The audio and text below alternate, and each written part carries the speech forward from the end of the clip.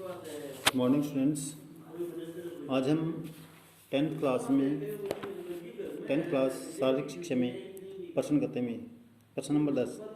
छोटी माता रोग के लक्षण, फैलने के कारण व बचाव के उपाय लिखो।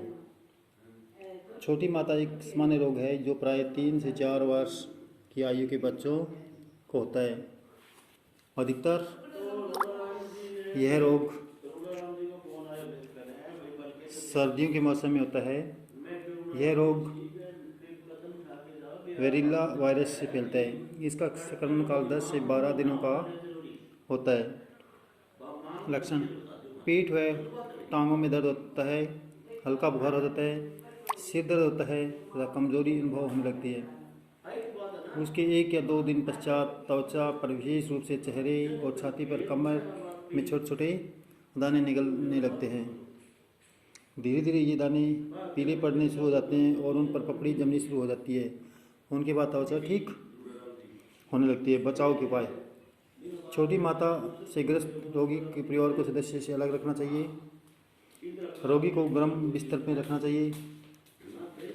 दानों पर खारिश नहीं होने देनी चाहिए, क्योंकि खारिश करने से संक्रमण का खतरा अधिक बढ़ जाता है। दानों पर हल्के गर्म पानी व साबुन से रोगी की त्वचा को साफ करना चाहिए। खारिश को कम करने के लिए क्लेमाइन लोशन या टैल्कम पाउडर लगाना चाहिए।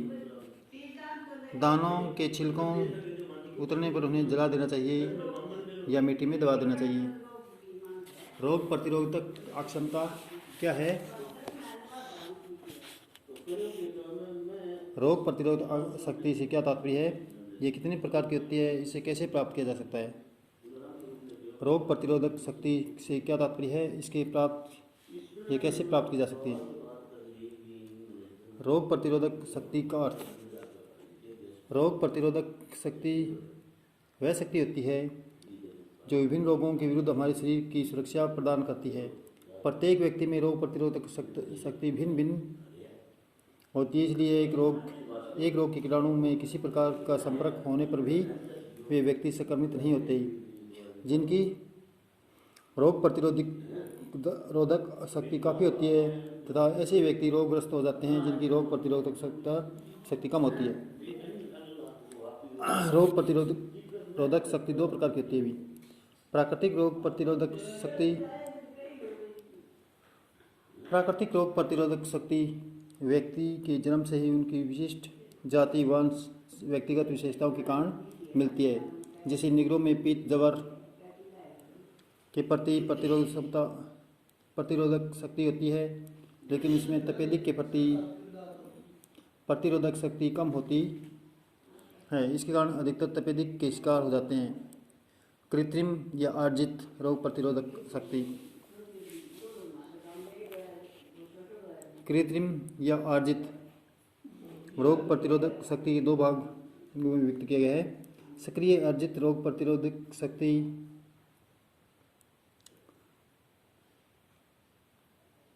व अक्रिय अर्जित रोग प्रतिरोधक शक्ति। सक्रिय अर्जित रोग प्रतिरोधक शक्ति: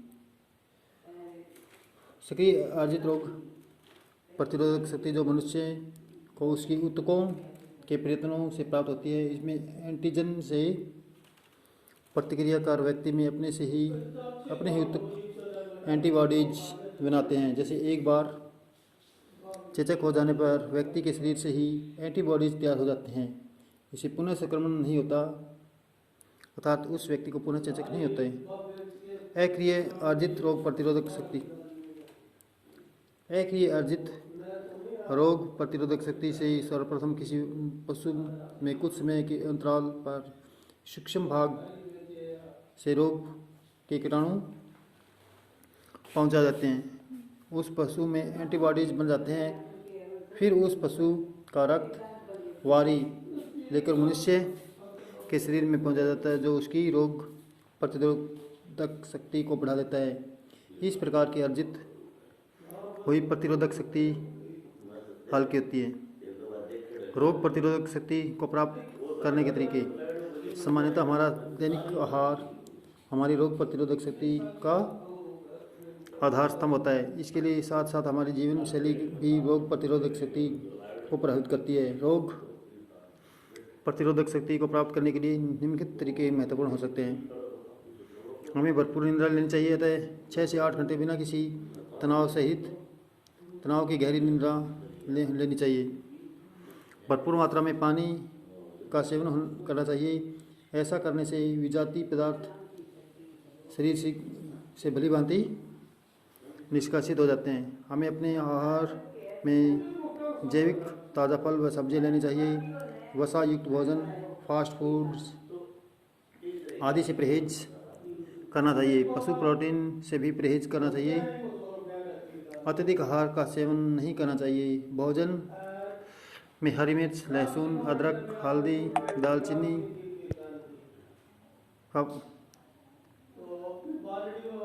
टमाटर आदि का प्रयोग अवश्य करना चाहिए। इसमें अतिरिक्त अनार, मशरूम, अंजीर, शकरकंद आदि भी रोग प्रतिरोधक शक्ति को बढ़ाने में सहायक होती है।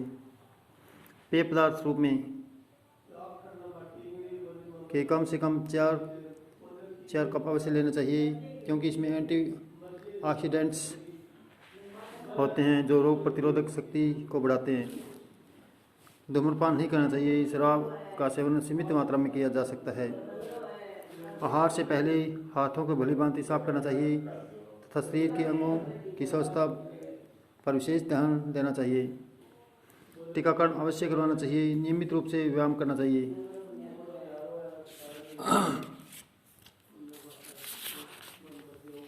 Thanks for listening.